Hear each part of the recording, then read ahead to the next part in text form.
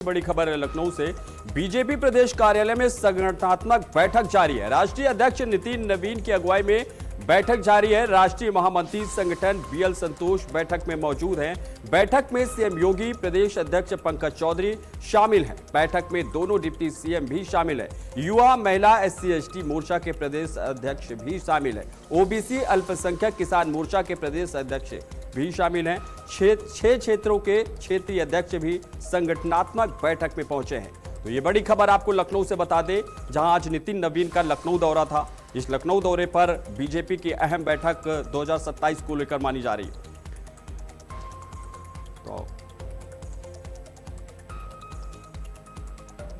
हमारे साथ लखनऊ से ब्यूरो चीफ विवेक त्रिपाठी जी लाइन पर हैं। विवेक जी, ये जो बैठक हो रही है बीजेपी की 2027 को लेकर अहम मानी जा रही है, क्या मामला है? बिल्कुल, देखिए, राष्ट्रीय अध्यक्ष नितिन नवीन का संगठनात्मक रूप से ये पहला दौरा है उत्तर प्रदेश का, और लखनऊ आए हैं आज सुबह। सबसे पहले उन्होंने रोड शो निकाला है एयरपोर्ट पर, जब उनकी फ्लाइट लैंड की है। उसके बाद लखनऊ में रोड शो निकाला है। करीब 41 स्थानों पर जगह जगह पर वो रुके हैं, बीच बीच में रुक के, और जातीय प्रतिनिधित्व, जातीय जो समीकरण है उसका खास ख्याल रखा है। 20 स्थानों पर ऐसे जातीय समीकरण के हिसाब से लोग लगाए गए थे, अलग अलग जातियों के, अलग अलग वर्गों के।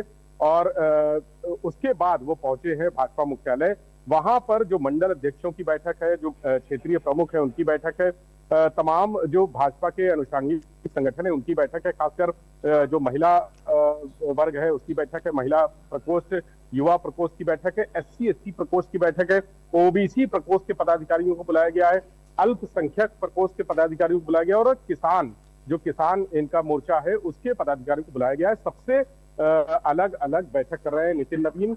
उनके साथ पंकज चौधरी प्रदेश अध्यक्ष भी हैं, और मुख्यमंत्री योगी आदित्यनाथ भी इस समय भाजपा कार्यालय में ही हैं। दोनों डिप्टी सीएम, इसके अलावा जो कैबिनेट के मंत्री हैं और जो कोर टीम के सदस्य हैं, उत्तर प्रदेश सरकार की जो कोर टीम है उसके जो सदस्य हैं, वो सब बैठक में मौजूद है। मुद्दा है कि 2027 में कैसे तीसरी बार भारतीय जनता पार्टी की सरकार बनाई जाए। 2 बार योगी आदित्यनाथ की सरकार दूसरा टर्म है ये, और तीसरा टर्म भारतीय जनता पार्टी का कैसे हो, उसके लिए क्या क्या चीजें जरूरी हैं, क्या क्या चीजें चाहिए, जो संगठन है उसमें क्या कमजोरियां हैं, उसमें कौन से कील कांटे दुरुस्त करने हैं, इसके अलावा जो रणनीति है उस रणनीति में क्या क्या अहम बातें होंगी, किस किस खास वर्ग को ध्यान में रखा जाएगा, जातीय समीकरण क्या होंगे, इस पर पूरी चर्चा होनी है। इसीलिए अलग अलग प्रकोष्ठों के पदाधिकारियों को बुलाया गया है।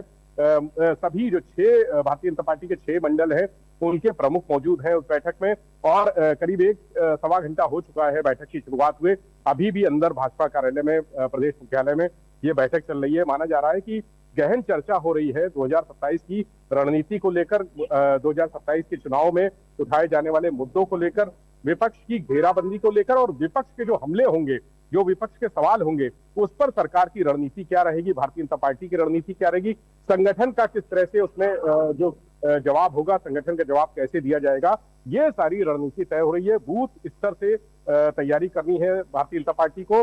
बूथ में कहां कौन कौन से, जो पिछले विधानसभा चुनाव में जहां भारतीय जनता पार्टी कमजोर रह गई थी, हार गई थी, या कुछ वोटों से जीती थी, बहुत कम वोटों से जीती थी, उन विधानसभा क्षेत्रों में खास फोकस है। अपने जो गठबंधन के साथी है, हालांकि गठबंधन के साथी आज इस बैठक में नहीं है, क्योंकि ये बैठक भारतीय जनता पार्टी के जो अलग अलग संगठन है, अलग अलग इकाइयां हैं, प्रकोष्ठ हैं, उनके साथ है। जो संगठन में और शामिल है, जो भारतीय जनता पार्टी की सरकार में अलग अलग राजनीतिक दल शामिल है, उनको लेकर भी रणनीति बननी है कि उनको कितनी सीटें दी जाएंगी, इस पर भी चर्चा होगी। और इसके साथ ही जो केंद्रीय संगठन में उत्तर प्रदेश के चेहरे होंगे, ये कहा जा रहा है कि अब की बार 10 चेहरे उत्तर प्रदेश से शामिल हो सकते हैं, उनके नाम भी चर्चा में चल रहे हैं। उनमें कौन कौन से चेहरों पर मुहर लगेगी, ये भी आज तय हो सकता है। हालांकि नितिन नवीन 2 दिन के लिए आए हैं, आज पहला दिन है, आज वो रात में मुख्यमंत्री के साथ डिनर करेंगे, और कल भी इस बैठकों का दौर जारी रहेगा। तो संगठन में, केंद्रीय संगठन में उत्तर प्रदेश के कौन से चेहरे होंगे, विधानसभा चुनाव के मद्देनजर क्या रणनीति रहेगी, इन सब चीजों पर आज बैठक में चर्चा हो रही है। विवेक जी, इसमें SC/ST प्रकोष्ठ के भी लोग शामिल हैं। पीडीए की कार्ड ढूंढने के लिए अखिलेश यादव पीडीए की राह पर चल रहे हैं, तो क्या पीडीए की राह को लेकर भी मंथन जारी है इस पर? देखिए, पीडीए, अखिलेश यादव का PDA formula Bharatiya Janata party के लिए 2017 के बाद जब चुनाव हारे हैं अखिलेश यादव, उसके बाद 2022 के चुनाव हो रहे थे तब अखिलेश यादव ने पीडीए का फार्मूला दिया था, और इस पीडीए फार्मूले की काट अभी तक, चाहे वो विधानसभा चुनाव हो चाहे लोकसभा चुनाव हो, अभी तक भारतीय जनता पार्टी के पास नहीं है। और इसकी काट ढूंढने की कोशिश की जा रही है। जो छोटी छोटी जातियां हैं उनको मजबूत तरीके से जिम्मेदारियां दी जा रही हैं, उनको पार्टी में चेहरा बनाया जा रहा है, संगठन में भी उनको जगह दी जा रही है। खास वर्गों के लोगों को, जैसे अगर पाल समाज की बात करें तो पूजा पाल को ले आए हैं, समाजवादी पार्टी की बात माफ कीजिए विधायक है पूजा पाल, उनको ले आया गया है और उनको प्रदेश उपाध्यक्ष का जिम्मेदार पद दिया गया है। तो ऐसे में अब छोटे छोटे जातीय संगठन, पाल, गडरिया समाज, राजभर समाज और कोरी समाज, निषाद समाज, ये सब समाज जितने हैं, कोरी जो इसके अलावा और बुंदेलखंड के जो अलग अलग जाति है, उनको मौका देने की बात है। तो अखिलेश यादव के पीडीए से लड़ने के लिए भारतीय जनता पार्टी हर स्तर पर, हर चाहे जो छोटा से छोटा समाज हो, अगर उसके पास आधा % भी वोट है तो उनको तवज्जो दी जा रही है। और इसी वजह से ये बैठक महत्वपूर्ण मानी जा रही है कि पीडीए का तोड़ क्या होगा, पीडीए की काट क्या होगी, ये इन 2 दिनों के मंथन के दौरान निकल के आएगा। विवेक जी बने रहिए हमारे साथ में। वहीं समाजवादी पार्टी के राष्ट्रीय अध्यक्ष अखिलेश यादव ने यूपी चुनाव को लेकर छात्रों, नौजवानों और अभ्यर्थियों से 7 वादे किए। उन्होंने वादा किया है कि सरकार बनने पर प्रदेश में बेटियों को केजी से लेकर पीजी तक की शिक्षा पूरी तरह से मुफ्त दी जाएगी। इसके साथ ही पेपर लीक परीक्षा रद्द होने या सरकारी देरी के कारण जो अभ्यर्थी ओवरएज हो गए हैं, उन्हें भविष्य की भर्ती परीक्षाओं में न्यूनतम 3 साल की अतिरिक्त छूट दिए जाने का भी वादा किया अखिलेश यादव ने। इतना ही नहीं, युवाओं को डिजिटल रूप से सशक्त बनाने और आधुनिक शिक्षा से जोड़ने के लिए मेधावी छात्रों को लैपटॉप, आईपैड दिए जाने का वादा भी किया गया है। तो इसी जानकारी के लिए हमारे साथ विवेक जी जुड़े हुए हैं, लखनऊ से ब्यूरो चीफ हैं हमारे साथ। विवेक जी, अखिलेश यादव ने छात्रों से 7 वादे किए हैं। देखिए, अखिलेश यादव ने ये कहा जाए कि जो मुलायम सिंह यादव धोबी पाट दांव चलते थे, तो अखिलेश यादव ने इस चुनाव में भी बिगुल फूंक दिया है और धोबी पाट दांव चला है। युवा, खासकर जो परीक्षा देने वाला युवा है और नौकरी तलाशने वाला युवा है, वो उनके वोट बैंक के तौर पर ये दांव खेला है अखिलेश यादव ने। सबसे ज्यादा पीड़ित इस समय युवा पेपर लीक कांड से है, बेरोजगारी से है। युवा जगह जगह पर धरना प्रदर्शन कर रहा है, आंदोलन कर रहा है, सरकार के खिलाफ है। तो इस युवा की इस मेंटेलिटी का जो इस समय जो परेशानी है, उसका फायदा उठाने के लिए अखिलेश यादव ने सबसे पहले इसको हम चुनावी घोषणा पत्र भी कह सकते हैं कि ये चुनावी घोषणा पत्र है। 2027 का अभी तक कोई भी किसी भी तरह का घोषणा पत्र या कोई ऐलान किसी वर्ग को लेकर अभी सामने नहीं आया है किसी भी दल का। लेकिन अखिलेश यादव ने सबसे बड़ा टारगेट, सबसे पहला टारगेट युवाओं को बनाया है कि उनके जरिए 2027 की जो नैया है वो पार लगाएंगे। उन्होंने सबसे बड़ा हमला किया है पेपर लीक कांड पर। इसके पहले भी वो बयान देते रहे हैं, सरकार को घेरते रहे, लेकिन अब अखिलेश यादव ने कहा है कि पेपर लीक जैसी चीजें नहीं होंगी। युवाओं को जो एग्जाम है उसके लिए बाकायदा उन्होंने 7 वादे किए हैं युवाओं से कि युवाओं जो पेपर लीक होता है तो कार्रवाई की जाएगी। जिस कंपनी के खिलाफ जिस कंपनी की जिम्मेदारी है उसको ब्लैकलिस्ट किया जाएगा, आजीवन ब्लैकलिस्ट किया जाएगा, उनसे जुर्माना वसूला जाएगा, उनकी जो सिक्योरिटी मनी है वो जब्त की जाएगी और 90 दिन के अंदर जांच पूरी करके उनको सजा दिलाई जाएगी, यानी जेल पहुंचाया जाएगा।